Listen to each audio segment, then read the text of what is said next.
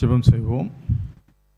எங்களை அளவில்லாமல் நேசிக்கிற எங்கள் பரலோக தகப்பனே, இந்த நாளில் நம்முடைய பாத்தில் நாங்கள் வந்து உம்மை துதிக்கவும் உம்மை தோத்தரிக்கவும் உம்முடைய வார்த்தைகளை கேட்கவும் நீர் கொடுத்த நல்ல வாய்ப்புக்காக நாங்கள் நன்றி செலுத்துகிறோம். கர்த்தாவே, நீர் எங்களோடு பேசும் ஆண்டவரே, உம்முடைய வேத வசனத்தின் வழியாக நாங்கள் உம்மை அறிந்து கொள்ள எங்களுக்கு இரக்கம் பாராட்டுங்க. இயேசு கிறிஸ்துவின் நாமத்தில் ஜெபிக்கிறோம் நல்ல பிதாவே, ஆமென். நாளிலே தியானத்திற்காக நான் தெரிந்து கொண்ட வேத பகுதி அது பரிசுத்த ஆதியாகமத்தின் புத்தகம் 21ஆம் அதிகாரம் 9ஆம் வசனம் துவங்கி 20ஆம் வசனம் வரை. ஆதியாகமம் 21ஆம் அதிகாரம் வசனங்கள் 9 துவங்கி. பின்பு எகிப்து தேசத்தாளாகிய ஆகார் ஆபிரகாமுக்கு பெற்ற குமாரன் பரியாசம் பண்ணுகிறதை சாராள் கண்டு ஆபிரகாமை நோக்கி, இந்த அடிமை பெண்ணையும் அவள் மகனையும் புறம்பே தள்ளும். இந்த அடிமை பெண்ணின் மகன் என் குமாரனாகி ஈசாக்கோடே சுதந்திரவாளியாய் இருப்பதில்லை என்றாள். தன் மகனை குறித்து சொல்லப்பட்ட இந்த காரியம் ஆபிரகாமுக்கு மிகவும் துக்கமாயிருந்தது. அப்பொழுது தேவன் ஆபிரகாமை நோக்கி, அந்த பிள்ளையையும் உன் அடிமை பெண்ணையும் குறித்து சொல்லப்பட்டது உனக்கு துக்கமாய் இருக்க வேண்டாம். ஈசாக்கின் இடத்தில் உன் சந்ததி விளங்கும். ஆதலால் சாரால் உனக்கு சொல்வதெல்லாவற்றையும் கேள். அடிமை பெண்ணின் மகனும் உன் வித்தாய் இருக்கிறபடியால் அவனையும் ஒரு ஜாதியாக்குவேன் என்றார். ஆபிரகாம் அதிகாலையில் எழுந்து அப்பத்தையும் ஒரு துருத்தி தண்ணீரையும் எடுத்து ஆகாருடைய தோளின் மேல் வைத்து பிள்ளையையும் ஒப்பு கொடுத்து அவளை அனுப்பிவிட்டான். அவள் புறப்பட்டு போய் பெயர்செபாவின் வனாந்தரத்தில் அலைந்து திரிந்தாள். துருத்தியில் இருந்த தண்ணீர் செலவழிந்த பின்பு அவள் பிள்ளையை ஒரு செடியின் கீழே விட்டு, பிள்ளை சாகிறதை நான் பார்க்க மாட்டேன் என்று எதிராக அம்பு பாயும் தூரத்திலே போய் உட்கார்ந்து சத்தமிட்டு அழுதாள். தேவன் பிள்ளையின் சத்தத்தை கேட்டார். தேவதூதன் வானத்திலிருந்து ஆகாரை கூப்பிட்டு, ஆகாரே, உனக்கு என்ன சம்பவித்தது? பயப்படாதே, பிள்ளை இருக்கும் இடத்திலே தேவன் அவன் சத்தத்தை கேட்டார். நீ எழுந்து பிள்ளையை எடுத்து அவனை உன் கையினால் பிடித்து கொண்டு போ, அவனை பெரிய ஜாதியாக்குவேன் என்றார். தேவன் அவளுடைய கண்களை திறந்தார். அப்பொழுது அவள் ஒரு தண்ணீர் துறவை கண்டு போய் துருத்தியிலே தண்ணீர் நிரப்பி பிள்ளைக்கு குடிக்க கொடுத்தாள். தேவன் பிள்ளையுடனே இருந்தார். அவன் வளர்ந்து வனாந்தரத்திலே குடியிருந்து வில் வித்தையிலே வல்லவனானான். கிறிஸ்துவுக்குள் பிரியமானவர்களே, ஜெபத்தை பற்றி சில காரியங்களை நான் சிந்தித்து கொண்டிருந்த போது இந்த வேத பகுதியிலிருந்து சில காரியங்களை நான் கவனித்தேன். இது உங்களோடு கூட நான் பகிர்ந்து கொள்ள விரும்புகிறேன். கர்த்தர் நம்முடைய ஜெபத்தை கேட்கிறவர். இங்கே ஆகார் என்கிற ஒரு அடிமை பெண்ணுடைய மகனாக இருந்தாலும் கர்த்தர் அவனுடைய ஜெபத்திற்கும் செவி கொடுக்கிறார். அது ஒரு பெரிய ஜெபம் அல்ல, அது ஒரு வேதனையின் குரல் மட்டுமே. கர்த்தர் அதையும் கேட்கிறார். சில நேரத்தில் நம்முடைய ஜெபமே அழுகையாக கூட இருக்கலாம். ஆனால் கர்த்தர் அதை கவனிக்கிறார், கர்த்தர் அதை கேட்கிறார். இங்கே இந்த மகன் ஆகாரும் மனிதரால் கைவிடப்பட்டிருந்தார்கள். ஆனால் கர்த்தர் ஒருவரையும் கைவிடுகிறவர் அல்ல. ஆபிரகாம் கடவுளுடைய மனிதன்தான், கடவுளால் அழைக்கப்பட்டவன். ஆனால் இந்த சூழ்நிலையில் அவன் வருந்துகிறான், உதவி செய்ய முடியல. என்ன காரணம் அப்படின்னா, இஸ்மவேலையும் ஆகாரையும் அனுப்பிவிடுவது அவனுக்கு துக்கமாக இருந்தது. ஏனென்றால் இஸ்மவேலையும் அவன் நேசித்தான், ஆகாரையும் அவன் நேசித்திருக்கலாம். ஆனால் இந்த சூழ்நிலையிலே அவனால் ஒன்றும் செய்ய முடியவில்லை. அவன் செய்த தவறை அவனால் சரி செய்ய முடியவில்லை. அவன் பரிசுத்தவானாக இருந்தாலும் அவனால் உதவ முடியவில்லை. அநேக நேரங்களிலே மனித உதவிகள் அற்றுப்போன தருணத்தில் கர்த்தர் நம்முடைய ஜெபத்திற்கு செவி கொடுத்து உதவி செய்கிறார். இந்த ஆகாரும் இஸ்மவேலும் தவறு செய்திருந்தார்கள். அதன் மத்தியிலும் கர்த்தர் அவர்களுடைய கூக்குரலை கேட்டார். என்ன தப்பு செஞ்சாங்க அப்படின்னு நீங்கள் யோசிக்கலாம். ஆதியாகமம் 16ஆம் அதிகாரத்தில் 4ஆம் வசனத்தில் நம்ம வாசிக்கிறோம், ஆகார் தன்னுடைய எஜமாட்டியை அற்பமாய் எண்ணினாள். இந்த பகுதியில் நம்ம வாசிக்கிறோம், இஸ்மவேல் ஈசாக்கை பரியாசம் பண்ணினான். அவர்களுக்குள்ளாக நல்ல ஒரு உறவு இல்லாது இருந்தது. ஆகையினாலே குறைகளின் மத்தியிலும் தவறுகளின் மத்தியிலும் கர்த்தர் அவர்களுடைய ஜெபத்தை கேட்கிறார். நம்ம எல்லாரும் குறை உள்ளவர்கள் தான். அக்கிரம சிந்தை கொண்டிருந்தேனால் ஆண்டவர் எனக்கு செவி கொடார் என்று சங்கீதக்காரன் சொல்லியிருக்கிற வார்த்தை நம்ம எல்லாருக்கும் தெரியும். ஆகிலும் குறைவுள்ள மனிதர்கள், நம்முடைய வாழ்க்கையில் தவறுகள் உண்டு. தேவனுடைய சமூகத்தில் இரக்கத்திற்காக நம்ம அவரை நோக்கி பார்க்கும்போது கர்த்தர் நமக்கு இறங்கி நமக்கு உதவி செய்கிறார். வனாந்தரத்திலும் கர்த்தர் ஜெபத்தை கேட்கிறார். யாரும் இல்லை, தனிமை. ஒருவேளை அங்கே ஆகார் எண்ணின ஒரு காரியம், இந்த பிள்ளை சாவதை நான் மட்டும்தான் பார்க்க போகிறேன், அதனால் நான் அதை பார்க்க விரும்பலை, எனக்கு உதவி செய்வதற்கு யாரும் இல்லை என்றவள் எண்ணி பிள்ளையை அங்கே விட்டுவிட்டு பிள்ளை அழுகிறது, அவளும் அழுகிறார்கள். அப்படி நிர்கதியற்ற நிலையில் அவள் இருந்த போதும், யாருமே இல்லை என்றவள் எண்ணின போதும், வனாந்தரத்திலும் கர்த்தர் அவளுடைய ஜெபத்தை கேட்கிறார். கிறிஸ்துவுக்குள் பிரியமானவர்களே, நம்முடைய நம்பிக்கை அதுதான். ஜெபிப்பதற்காக நான் ஆலயத்திற்கு வர வேண்டிய அவசியம் இல்லை. நான் இருக்கிற இடத்துல அவரை நோக்கி கூப்பிடும்போது ஆண்டவர் என்னுடைய ஜெபத்திற்கு செவி கொடுக்கிறார். அது வனாந்தரமாக இருக்கலாம், அது மக்கள் நிறைந்த இடமாக இருக்கலாம், அது தெருவாக இருக்கலாம். எங்கிருந்தாலும் நான் ஆண்டவரை நோக்கி கூப்பிடும்போது ஆண்டவர் நமக்கு செவி கொடுக்கிறார். நமக்கு இருக்கிற மிகப்பெரிய ஆசீர்வாதம் அது. கடவுள் நம்முடைய ஆண்டவர் ஒரு கட்டடத்திலோ ஆலயத்தில் மட்டுமோ அவர் குடியிருக்கிறவர் அல்ல. அவர் ஆண்டவருடைய பிள்ளைகளோடு இருக்கிறவர். ஆகையினாலே இங்கே ஆகார் வனாந்தரத்தில் இருந்தால், தனித்து விடப்பட்டிருந்ததாக உணர்ந்தால், கைவிடப்பட்ட சூழ்நிலையில் இருந்தால், கர்த்தரை நோக்கி கூப்பிட்டாள். கர்த்தர் அவருக்கு அவருடைய சத்தத்தை கேட்டார். பெற்றோருடைய ஜெபம் மிக மிக பலன் உள்ளது. ஒருவேளை நீங்கள் நம்ம யோசிக்கலாம், ஆகார் மட்டும் தாய் இஸ்மவேலுக்காக அங்கலாய்த்தாள் என்று சொல்லி. ஒருவேளை இங்கே இந்த இடத்துல ஆபிரகாம் என்ன ஜெபித்தார் என்பதை பற்றி நம்ம பார்க்கல. நான் 17ஆம் அதிகாரத்தில் 18ஆம் வசனத்தில் ஆபிரகாம் இஸ்மவேலுக்காக ஜெபித்ததை நாம் அங்கே வாசிக்கிறோம். 18ஆம் வசனம் இப்படி வாசிக்கிறோம், இஸ்மவேல் உமக்கு முன்பாக பிழைப்பானாக என்று ஆபிரகாம் தேவனிடத்தில் விண்ணப்பம் பண்ணினான்.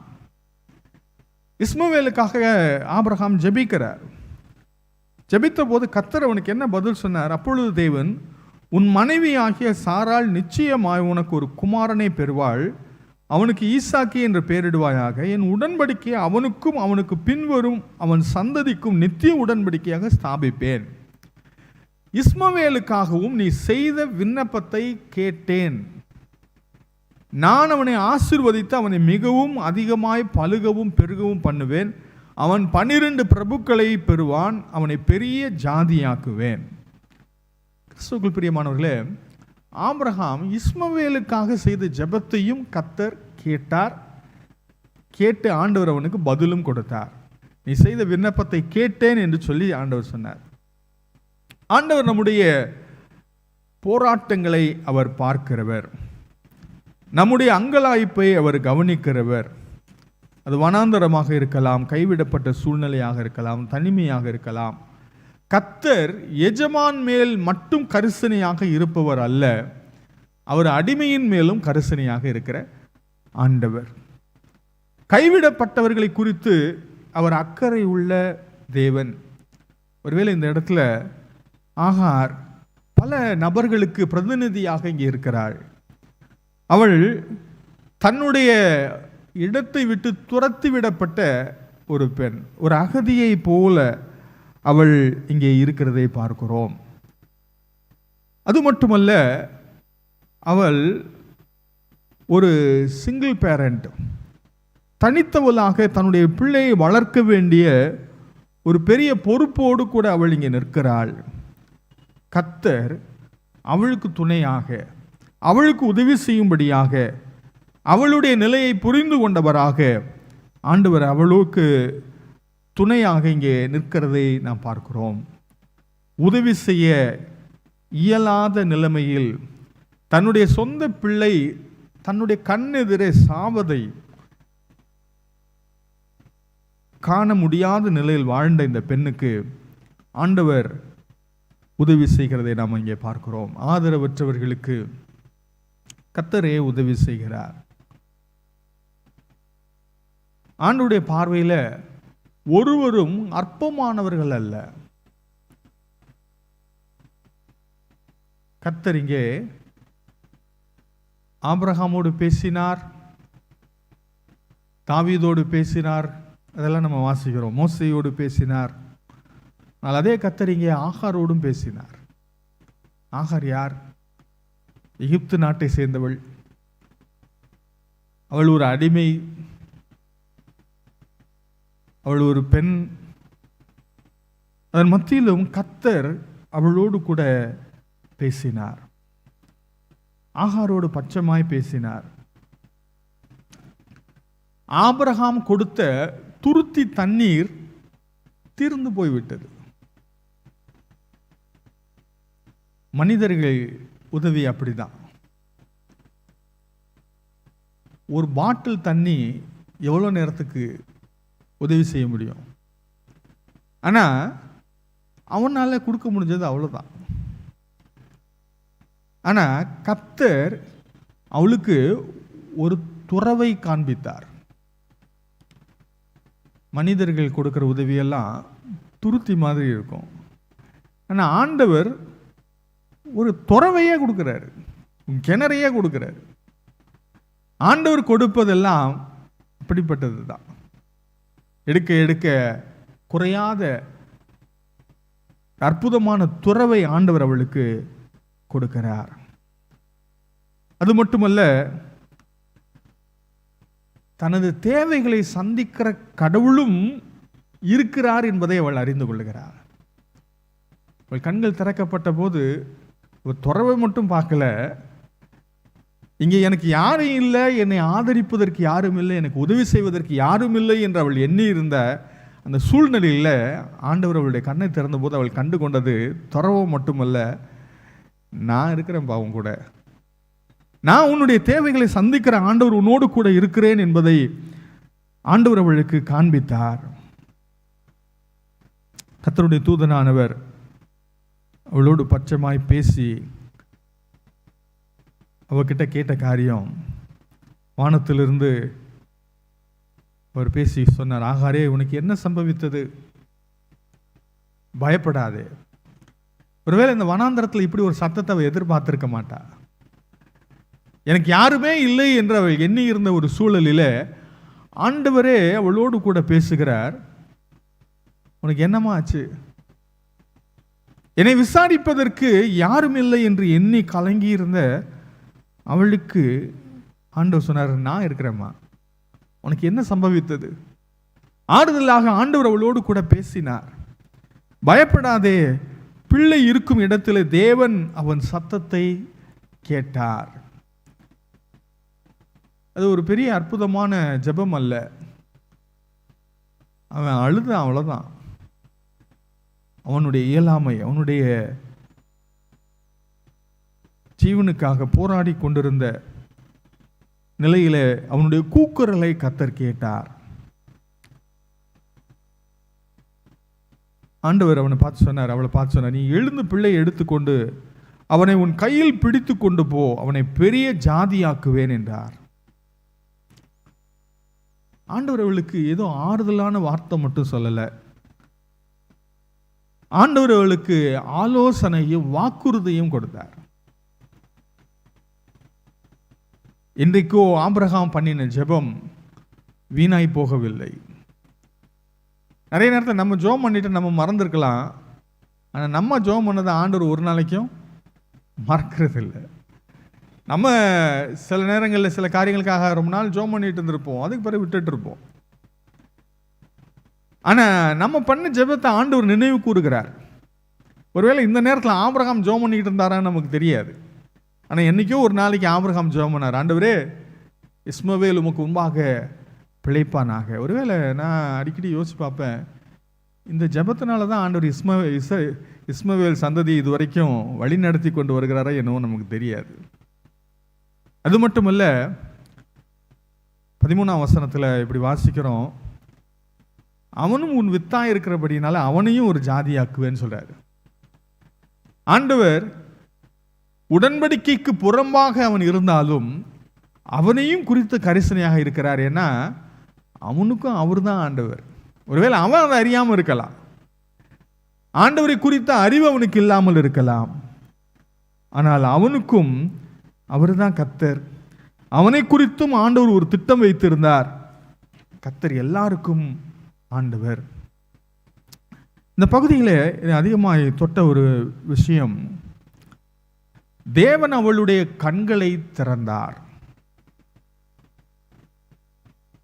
அவள் இருக்கிற இடத்துல தான் துறவு இருந்துச்சு. அவளுடைய பிரச்சனையின் மத்தியில் ஆண்டவர் அவளை சந்தித்து ஆறுதல் வார்த்தை மட்டும் சொல்லலை, அவளுடைய கண்களை திறந்தார். அவளுடைய பிரச்சனைக்கான தீர்வு அங்கே தான் இருக்குது. இது வரைக்கும் அவளுக்கு தெரியல. ஆண்டவர் அவளுக்கு இறங்கி அவளுடைய கண்களை திறந்த போது அதை பார்க்க அவளால் முடிந்தது. கிறிஸ்துவுக்குள் பிரியமானவர்களே, நிறைய நேரத்தில் நம்ம பிரச்சனை கூட இதுவாக இருக்கலாம். நம்முடைய வாழ்வுக்கு தேவையான, நம்முடைய ஆசீர்வாதத்துக்கு தேவையான முக்கியமான சில ரகசியம் நமக்கு தெரியாமல் இருக்கலாம். வேத புத்தகத்தில் இருக்கிற சில அடிப்படை உண்மைகளை நாம் அறியாததுனால நாம் கஷ்டப்படலாம். போன வாரத்தில் கூட நம்ம யோசித்தோம், தியானித்தோம், என் ஜனங்கள் அறிவில்லாமையினால் சங்காரமாகிறார்கள். சில காரியங்களை அறிந்து கொள்ளும் போது வாழ்வு பெறுவதற்கான வழியாக, வாய்ப்பாக அது அமைந்து விடலாம். இவளுடைய கண்கள் திறக்கப்பட்ட போது அவளுடைய தேவை சந்திக்கப்பட்டது, அவளுடைய நிலை மாறினது, அவளுடைய ஆசீர்வாதத்தை அவள் பெற்றுக்கொண்டாள். கடவுள் தன்னை குறித்து கரிசனையாக இருக்கிறார் என்பதை அறிந்து கொண்டாள். கடவுள் தன்னுடைய பிள்ளையை குறித்து வைத்திருக்கிற திட்டத்தை புரிந்து கொண்டாள். ஆகையினாலே கர்த்தர் அவளுடைய கண்களை திறந்தது அவளுடைய வாழ்விலே ஆண்டவர் செய்த ஒரு மிகப்பெரிய, மிக முக்கியமான ஒரு ஆசீர்வாதம். நம்ம வாழ்க்கையில் கூட கர்த்தர் நம்முடைய கண்களையும் திறக்க வேண்டி இருக்கிறது. கர்த்தர் நம்மை ஏற்கனவே ஆசீர்வதித்திருக்கிறார். ஆனால் அநேக நேரத்தில் அதை நாம் அறிந்து கொள்வதற்கு நாம் பார்வையற்றவர்களாக இருக்கிறோம். கடவுள் எல்லா நேரங்களிலும் நம்முடைய தேவைகளை சந்திப்பதற்கு கண்ணும் கருத்துமாக இருக்கிறார். கர்த்தர் ஆதாமை உண்டாக்குவதற்கு முன்னமே அவருடைய எல்லா தேவைகளையும் அவர் ஆயத்தம் பண்ணி வைத்திருந்தார். நிறைய நேரத்தை நம்ம அப்படி செய்ய மாட்டோம். ஒரு காரியத்தை செய்யும் போது தான் திடீர்னு நமக்கு ஒரு யோசனை, ஐயோ அது என்ன பண்ணணும், இதே என்ன பண்ணுறது அப்படின்னு நம்ம நிறைய யோசிப்போம். ஆண்டவர் அப்படி எதுவுமே யோசிக்கலை. ஆதாமை உண்டாக்குவதற்கு முன்னமே அவனுக்கு என்னெல்லாம் தேவையோ எல்லாமே ரெடியாக இருந்துச்சு. ஆதாமை படைச்சிட்டு, ஐயோ அவனுக்கு அரிசியை நான் உண்டாக்காமல் விட்டுட்டேனே, கோதுமை படைச்சிருந்தா நல்லா இருந்திருக்குமே, எதையுமே ஆண்டவர் யோசிக்கல. எல்லாமே இருந்தது, எல்லாவற்றையும் அவர் படைத்து விட்டு தான் ஆதாமை, அவனுக்கு தேவையான எல்லாவற்றையும் அவர் ஏற்கனவே ஆயத்தம் செய்து வைத்திருந்தார். ஒரே ஒரு காரியம்தான் அவனுக்கு குறைவாக இருந்தது. அதையும் ஆண்டவர் ஆதாமிலிருந்து உருவாக்க வேண்டும் என்பதற்காக காத்திருந்தார். அதையும் ஆண்டவரே உருவாக்கி கொடுத்தார்.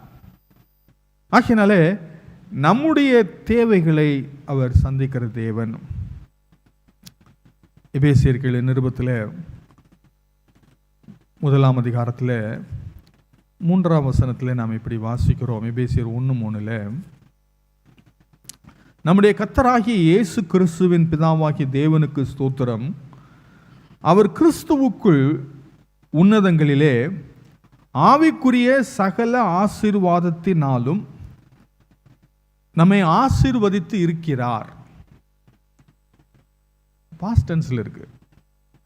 ஆசீர்வதிக்க போறாரா? நம்ம ஜெபம் பண்ண பிறகு ஆசீர்வதிப்பாரா அப்படின்னா இல்லை. இந்த வசனம் என்ன சொல்லியிருக்கு? அவர் ஏற்கனவே ஆசீர்வதித்து இருக்கிறார்னு இருக்கு.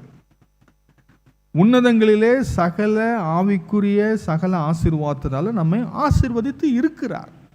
He has already blessed us.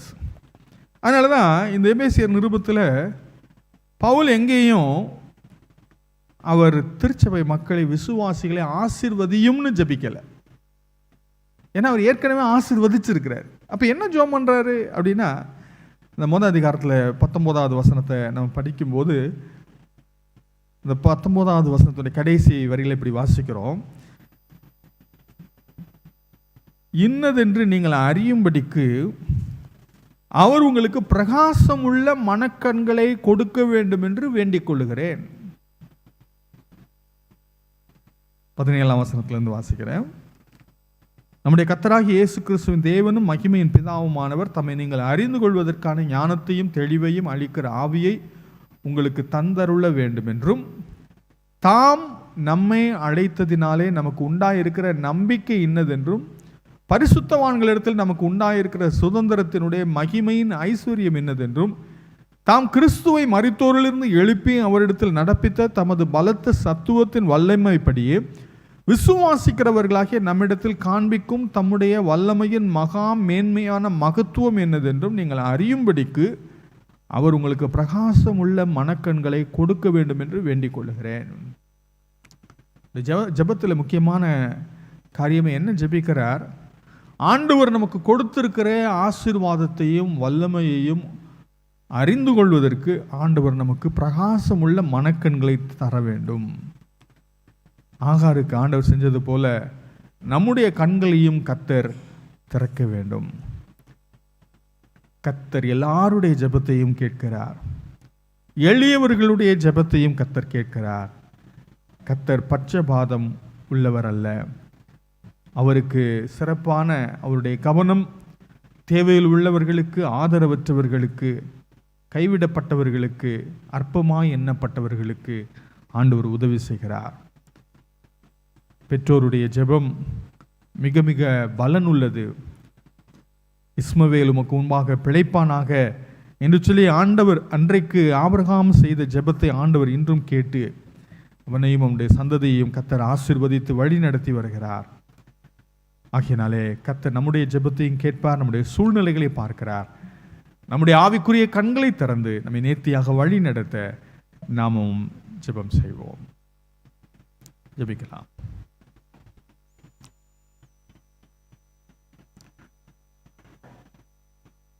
பரிசுத்த பிதாவே, உம்முடைய பாதத்தில் நாங்கள் வந்து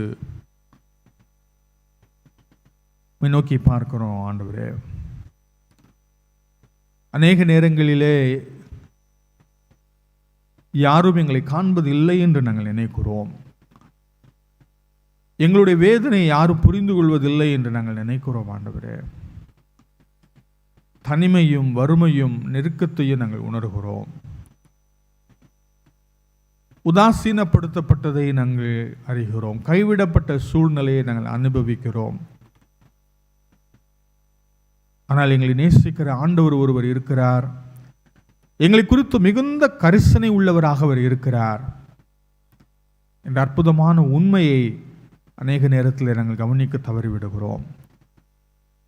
கர்த்தாவே, அவளுடைய கண்களை திறந்து உம்மை நீர் அவளுக்கு வெளிப்படுத்தினது போல எங்களுடைய கண்களையும் திறந்து உம்மை எங்களுக்கு வெளிப்படுத்த வேண்டும் என்று நாங்கள் ஜெபிக்கிறோம். ஐயா தகப்பனே, நீர் எங்களோடு கூட இருக்கிறீர் என்பதை நாங்கள் அறிந்து கொள்ள, நாங்கள் புரிந்து கொள்ள, நாங்கள் விசுவாசிக்க எங்களுக்கு இரக்கம் பாராட்டுங்க. நான் உன்னை விட்டு விலகுவதும் இல்லை, உன்னை கைவிடுவதும் இல்லை என்று சொன்ன ஆண்டவர், எங்களுடைய நெருக்கங்கள், எங்களுடைய பிரச்சனைகள் எதுவாக இருந்தாலும் எல்லா சூழ்நிலையிலும் எங்களோடு கூட இருந்து உடைய ஜெபத்திற்கு செவி கொடுத்து எங்களுடைய கூக்குரல், எங்களுடைய அங்கலாய்ப்பை கேட்கிறவராக, எங்களுக்கு ஆதரவு கொடுக்கிறவராக, எங்களை விடுவிக்கிறவராக, எங்களுக்கு உதவி செய்கிறவராக நீர் உம்மை வெளிப்படுத்துவதற்காக நாங்கள் உமக்கு ஸ்தோத்திரம் செலுத்துகிறோம்.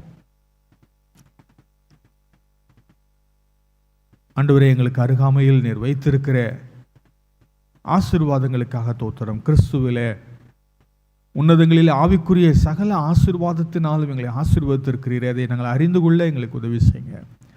உம்முடைய சிலுவை மரணத்தினாலே எங்களுக்கு உண்டு பண்ணின எல்லா நன்மைகளையும் நாங்கள் பெற்றுக்கொள்ள, அனுபவிக்க எங்களுக்கு இரக்கம் பாராட்டுங்க. ஆண்டவரே, அதை குறித்த புரிந்து கொள்ளுதல் இல்லாமல் எதையும் நாங்கள் இழந்து விடாதபடி காத்துக்கொள்ளுங்க. ஆண்டவரே,